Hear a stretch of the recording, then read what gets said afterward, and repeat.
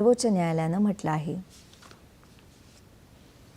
National Herald गैरव्यवहार प्रकरणी अंमलबजावणी संचालनालयानं दिल्ली, मुंबई आणि लखनौ इथल्या असोसिएटेड जनरल्स लिमिटेड म्हणजेच AGL या कंपनीचा मालमत्ता जप्त करण्याची प्रक्रिया सुरू केली आहे। सुमारे 661 कोटी रुपयांच्या मालमत्तांच्या निबंधकानं ईडीनं नोटीस बजावली आहे। AGL ही यंग इंडियन लिमिटेड या कंपनीनं विकत घेतली आहे। Young Indian limited company Sonia आणि राहुल गांधी यांचे मालकी हक्क आहेत।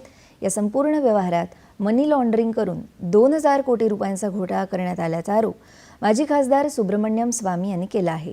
या प्रकरणी ईडीचा तपास सुरू आहे। सोनिया गांधी आणि राहुल गांधी यांच्या मालकीची खासगी कंपनी यंग इंडियननं 2000 कोटी रुपयांच्या AGLची मालमत्ता केवळ 50 लाख रुपयांना विकत घेतली आहे। नवी दिल्लीतील पटियाला हाऊस न्यायालयानं 2014 मध्ये जारी केलेल्या आदेशाच्या आधारे ईडीनं 2021 मध्ये याची चौकशी सुरू केली।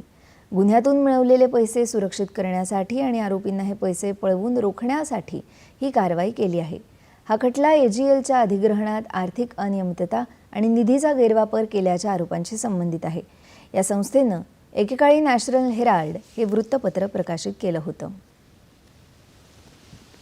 यानंतरच्या बातम्या